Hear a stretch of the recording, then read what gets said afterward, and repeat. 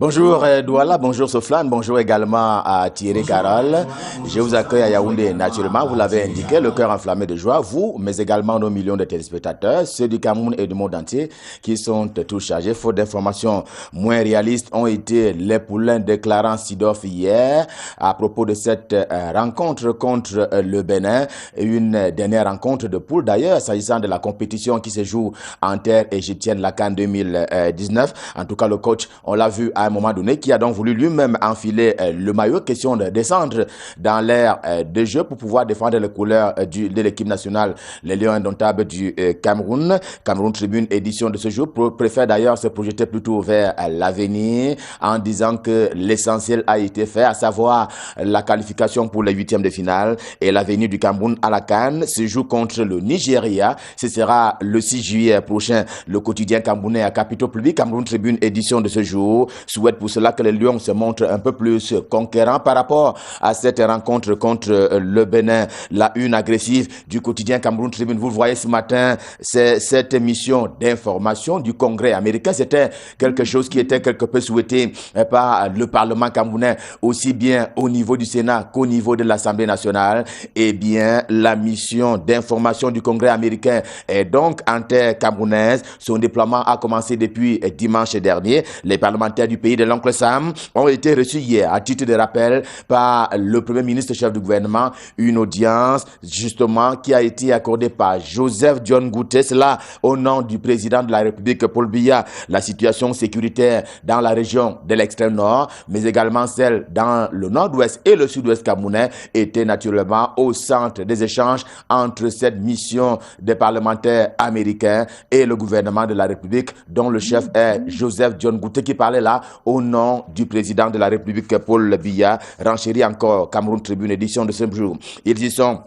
Ils vont y rester encore sur le sol camerounais pour un moment encore. Les Américains sont en mission, mais il s'agit d'une mission d'enquête précise pour sa part. Le quotidien Émergence également en kiosque ce jour. Eh bien, c'est un séjour qui vise la crise dite anglophone sur le chapitre des accusations des violations des droits de l'homme. Ils ont pour cela rencontré à la fois les officiels, c'est-à-dire le gouvernement, mais également les organisations humanitaires dont on sait qu'elles sont prêtes tout le temps, question de faire et d'adresser des rapports sur la situation des droits de l'homme par rapport à cette guerre que le Cameroun mène contre les terroristes d'une part, mais également les Camerounais vivant dans le nord-ouest et le sud-ouest camerounais qui sont tout aussi en proie. S'agissant encore de cette crise dite anglophone, flashback sur les manifestations de l'hôtel intercontinental, on sait que c'est là où séjourne le couple présidentiel du côté de Genève en Suisse, à propos justement de ce court séjour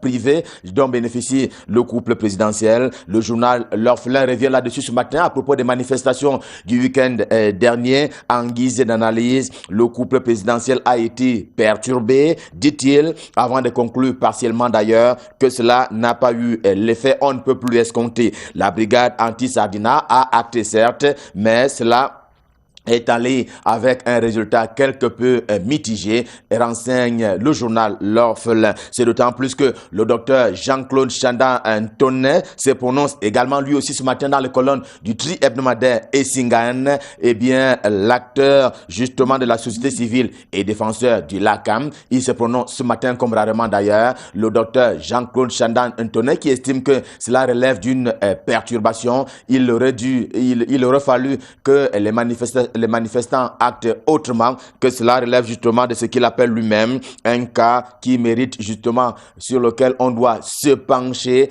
car l'institution présidentielle a quelque peu été traînée dans la boue. Cela relève de la barbarie. Dixit donc Jean-Claude Chandan-Tonnet, qui est repris ce matin par le journal Essingan. C'est donc une forme de citation. Le journal repère de faire Richard Touna-Ombet également en kiosque. Il s'invite lui aussi à ce débat ce matin, on va le dire ainsi une fois encore, mais pour mettre le doigt là où ça fait un peu mal, ils sont tous tribalistes et coupables, ceux qui veulent attribuer la seule paternité de la base, la brigade anti-Sardina, aux ressortissants de la région de l'Ouest Cameroun, ceux-là, eux aussi, ils sont tribalistes.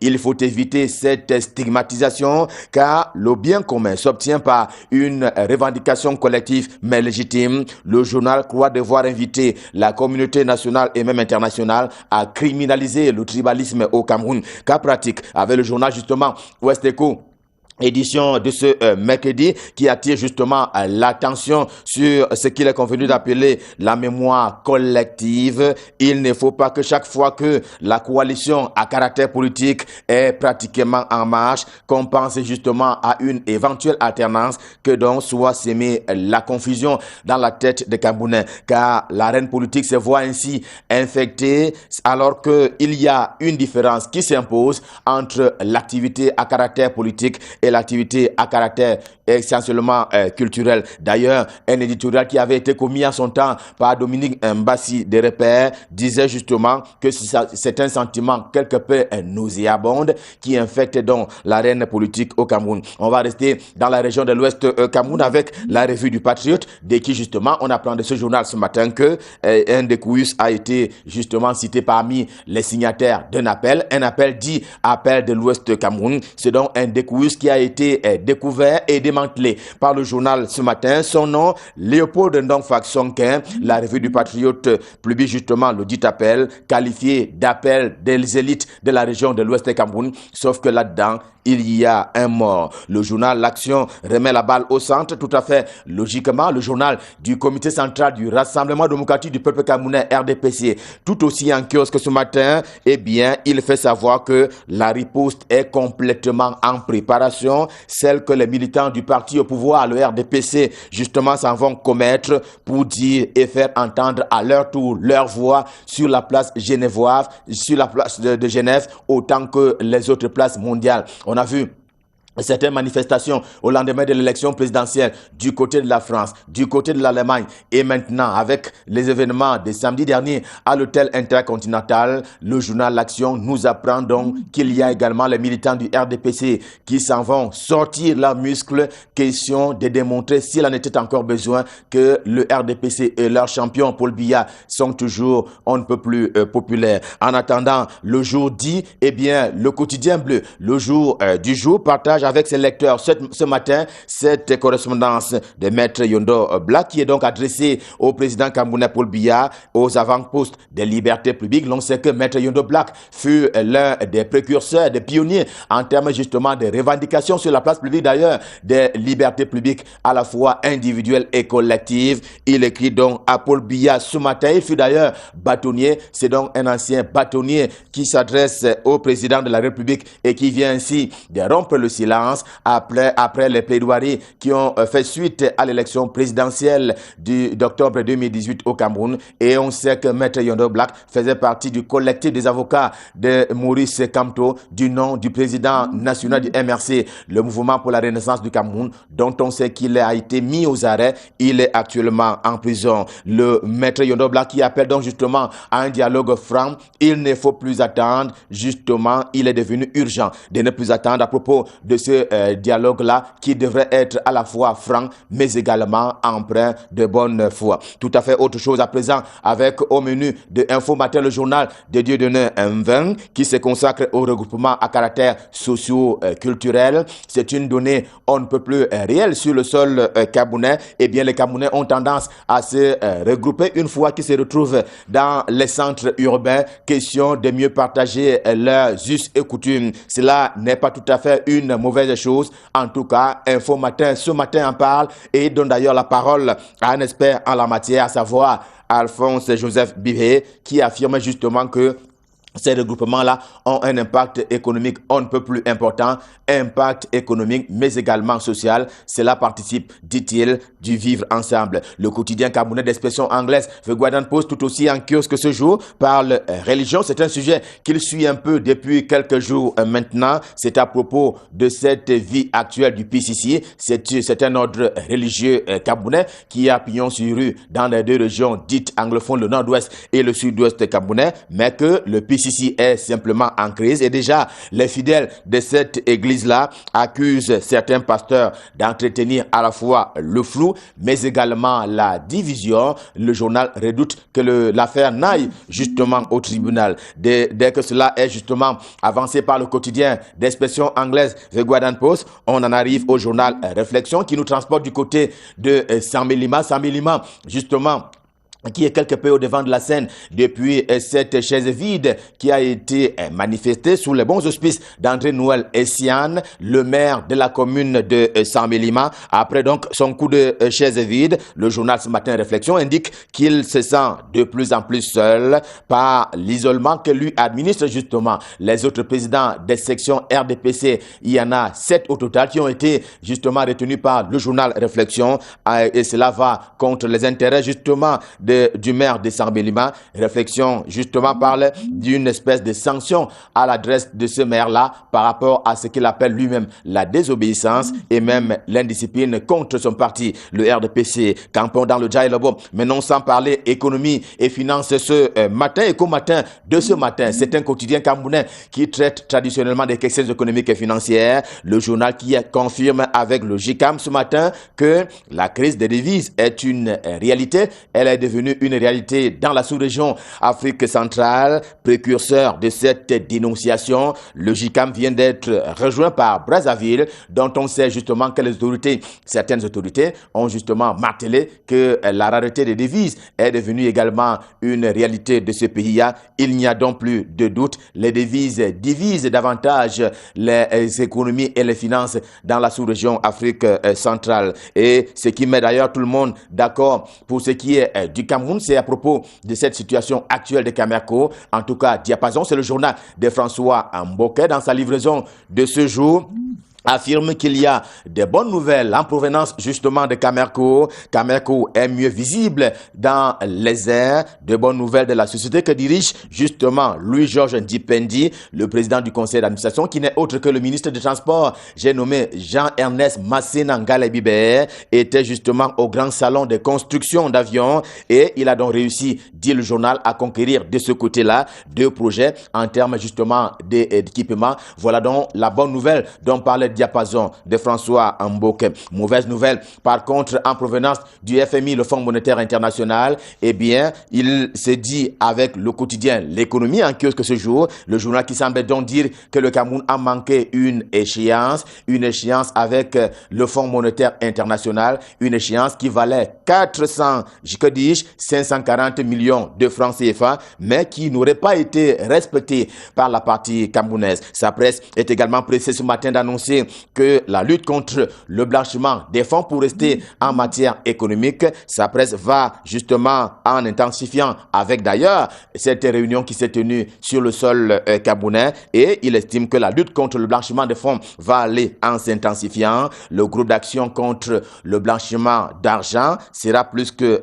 regardant par rapport au passé, justement parce qu'il y a ce brin auquel il faut accorder un peu plus d'importance que par le passé, à savoir le financement du terrorisme.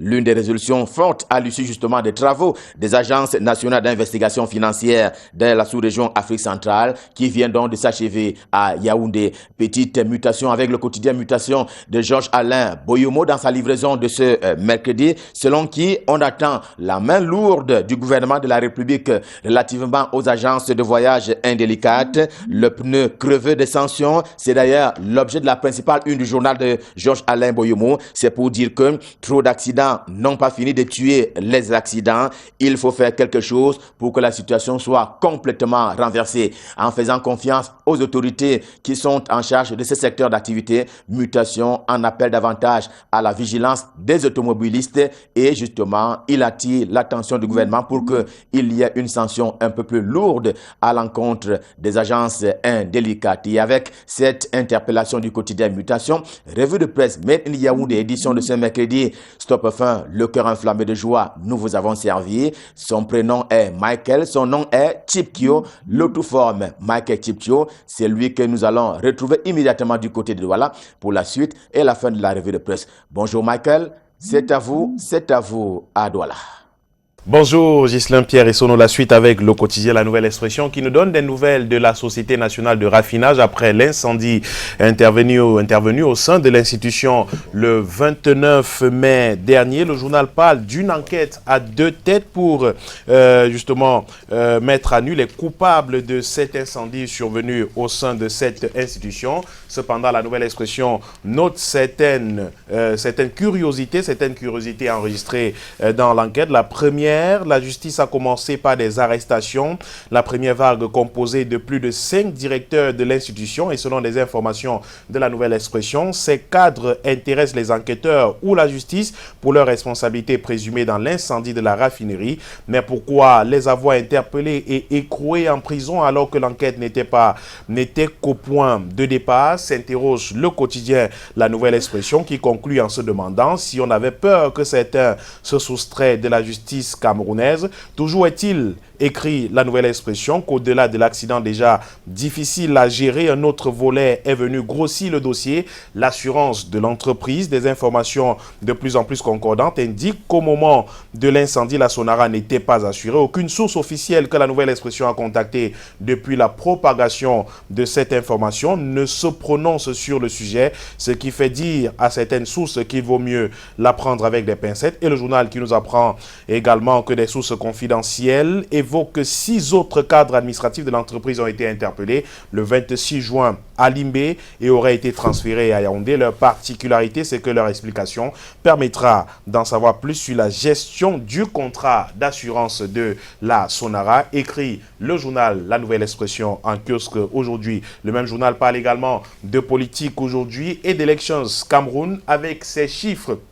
Et les CAM constatent justement les limites dans ces chiffres annoncés. L'organe de gestion des élections au Cameroun vient de se rendre compte qu'il ne peut atteindre le chiffre de 10 millions d'inscrits cette année, très loin de ses prévisions annoncées en 2019, 3 mois seulement après une annonce faite par le directeur Eric Essoussé qui prévoyait au moins 10 millions d'inscrits sur les listes électorales. Eric Essoussé a précisé que le nouveau pointage sur les listes électorales au Cameroun est d'environ 7 millions d'inscrits avec environ 400 000 nouveaux inscrits depuis le mois de janvier 2019. Des chiffres qui s'éloignent bien des 10 millions annoncés par Elections Cameroun pour cette année 2019.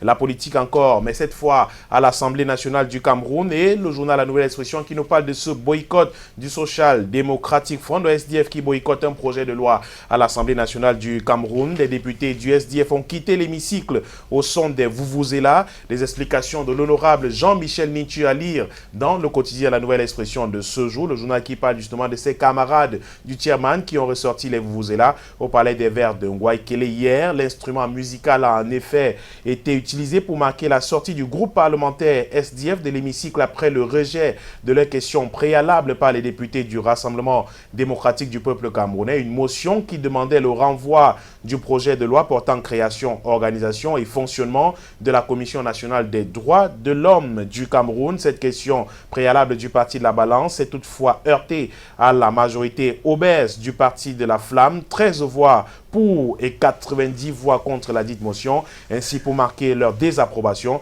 les députés conduits par Jean-Michel Nintu ont accompagné leur sortie de l'hémicycle de sons bruyants de vuvuzela, une scène qui rappelle l'opération dite blocus utilisée en 2017 par le Parti de la Balance pour tenter d'amener le Parlement à mettre à l'ordre du jour la question anglophone.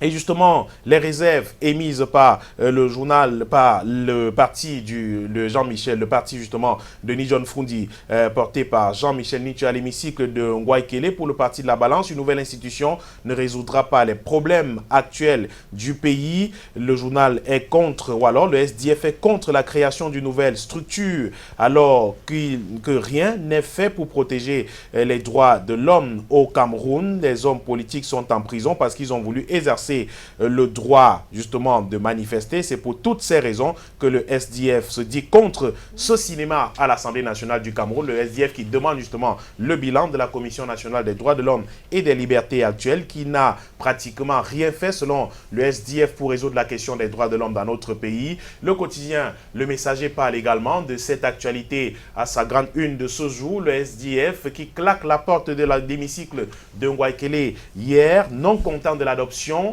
au forceps, écrit le journal de la loi sur la commission des droits de l'homme et des libertés. Les députés du Social Democratic Front ont quitté les travaux hier après-midi. Les réactions de Jean-Michel Ninche et de Patricia Tomaino Damzoya de l'Union démocratique du Cameroun, pour qui les chefferies sont des nids de violation des droits de l'homme. Le parti, l'UDC notamment, est totalement contre l'introduction des chefs traditionnels dans la nouvelle commission des droits de l'homme du Cameroun, à marge des discussions générales sur les projets de loi sur la commission des droits de l'homme et des libertés et la présence d'une autorité traditionnelle parmi les membres. La députée UDC se prononce et dit non, totalement non, justement, les députés du SDF qui sont contre l'introduction des chefs traditionnels dans cette commission des droits de l'homme. Le journal qui parle aussi de la sortie de Jean de Dieu Momo, le ministre délégué au ministre de la Justice, qui est donc devenu défendre ce texte hier. Le ministre délégué à la Justice qui a profité de la tribune à lui offerte pour se faire voir, écrit le journal, et gratignant au passage ses anciens amis, ceux qu'il appelle ses anciens amis, restés dans l'opposition. Il a tourné en bourrique l'assistance, bottant ainsi en touche la question à lui poser concernant le respect des droits de l'homme au Cameroun. Au lieu d'apporter des éléments de réponse à l'assistance, il a passé le clair de son temps, écrit la nouvelle expression, à griffer le SDF et ses députés qu'il présente comme ses amis d'hier, écrit le quotidien Le Messager en kiosque aujourd'hui. Le journal qui parle aussi de sport et de la Coupe d'Afrique des Nations 2019, Cameroun-Nigeria en huitième de finale de la compétition. Les Lions indomptables décevants face au Bénin hier dans une rencontre qui s'est soldée par un score nul, les Vierges 0 but partout, face à des Béninois téméraires bien regroupés. Le Cameroun, brouillon et impuissant, a été incapable d'inscrire le moindre but pour conserver son statut de leader du groupe F. Conséquence, son adversaire du jour a décroché le point qui lui manquait pour finir meilleur troisième. Hier, mardi, à Ismaïlia, les Lions indomptables du Cameroun affronteront donc le Nigeria en huitième de finale de cette compétition. Le pied de une du journal Le Messager qui nous parle de ce recrutement spécial de 2000 enseignants PhD annoncé par le président de la République. L'opération semble prise en otage par des réseaux mafieux, nous apprend le journal, et réunis donc au sein du collectif des agents fonctionnaires titulaires du doctorat. Ces maîtres du savoir dénoncent le non-respect de la procédure de recrutement qui s'est curieusement ouvert aux non-agents de l'État et des ressortissants de la diaspora, au mépris des instructions du président de la République. Les membres de ce collectif ont donc manifesté hier à Yaoundé pour demander le respect des textes du président de la République dans ce recrutement, et justement un recrutement qui semble pris en otage par les réseaux mafieux, écrit le quotidien Le Messager. Et on reste à l'université avec l'œil du Sahel qui nous amène plutôt à l'université de Ngaoundéré pour questionner la gouvernance dans cette institution universitaire. Le recteur de l'université et les membres justement de la commission financière qui se regardent désormais en chien de faïence. Ils ne se sont pas entendus il y a quelques jours lors de la tenue d'un conseil, un conseil qui devait justement aboutir à l'examination, le compte de gestion qui n'a justement pas pu être examiné le 28 juin dernier, et les membres du conseil réduits à 12. C'était lors du 42e conseil d'administration qui s'est tenu sous haute tension à l'université. Le recteur qui ne s'entend pas avec les membres de la commission financière. Les détails justement de ce bras de fer à lire en page 4 du journal L'œil du Sahel en kiosque aujourd'hui, qui a sa grande une nous parle de politique. Et dans le Grand Nord, Cameroun, qui pour remplacer l'ancien secrétaire général adjoint du comité central du Rassemblement démocratique du peuple camerounais, les prétendants se bousculent à la porte pour occuper ce strapontin stratégique selon le journal L'œil du Sahel. 8 mois après le décès d'Amadjoda Adjoudi, son strapontin de secrétaire général adjoint du comité central du RDPC, le parti au pouvoir, attend toujours d'être pourvu. Nommé à cette fonction en avril 2007, après avoir successivement occupé au sein de cette formation plusieurs fonctions, ce proche du chef de l'État faisait symboliquement office de représentant des régions septentrionales dans l'appareil du RDPC. Depuis son décès, la voix des régions septentrionales manque donc de relais dans ce cercle de décision du RDPC. Le journal cite par exemple Amadou Ali, Abassadou, Zakari Perevet, Ibrahim Talbamala, Baba Amadou, Baoro Théophile, Aboubaka Abdoulaye, Noé Wen et bien d'autres justement qui sont pressentis pour occuper ce poste de secrétaire général adjoint du Rassemblement démocratique du peuple camerounais. La route Tignière-Concha intéresse également l'œil du Sahel aujourd'hui. Une route justement dont l'entretien permettrait une liaison directe avec le Nigeria en 24 heures partant de Yaoundé, mais seulement la route Tignière-Concha impraticable depuis 15 ans après avoir vu son contrat résilié, l'entreprise en charge des travaux a été reconduite en catimini, mais les travaux de la route sont au centre d'une controverse.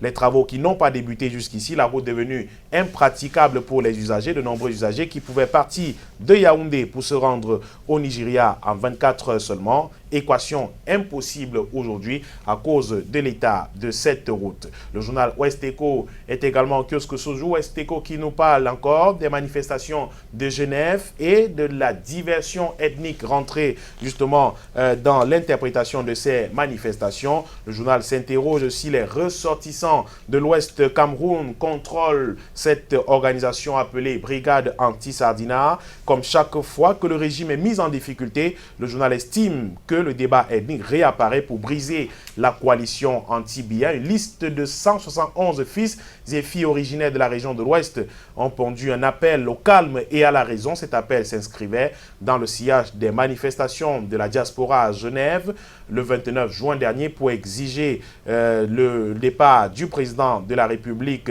de l'hôtel intercontinental. Que de quoi noter dans cet appel, un appel justement relu par le journal Ouest Echo en kiosque aujourd'hui. Et on termine avec Matila. Matila qui nous parle de la résolution de la crise dans les régions du nord-ouest et du sud-ouest du pays. Nous parle de la bonne foi du gouvernement pour résoudre cette question. Depuis le mois de mai dernier, les tractations sont en cours. Les tractations menées en toute discrétion par les autorités suisses pour établir un dialogue entre les parties en conflit. Négociations menées par le gouvernement qui entend ainsi mettre un terme définitif à l'enlisement de la violence inouïe dans les régions du nord-ouest et du sud-ouest Cameroun. Sauf que en face, effectivement, note le journal Matila, des indépendantistes se font de plus en plus radicaux et refusent de prendre justement la main tendue du gouvernement pour résoudre cette question.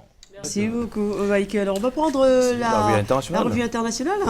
Oui, on va se rendre justement à l'international. On débute par le Burundi.